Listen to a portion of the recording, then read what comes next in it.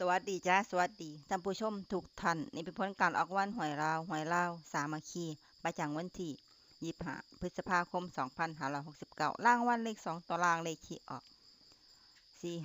4545รางวัลเลข2ตัวบนเลขที่ออก0303รางวัลเลข3ตัวบนเลขที่ออก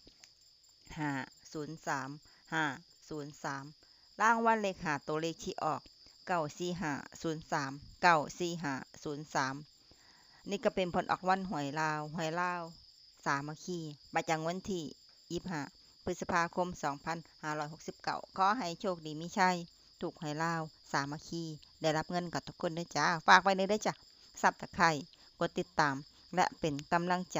ขอขอบคุณทุกท่านที่เข้ามารับชมและรับฟังและมาพบกันใหม่ในผลการหวยล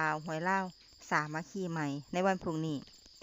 สำหรับมื้อนี้ขอบคุณและสวัสดีจ้า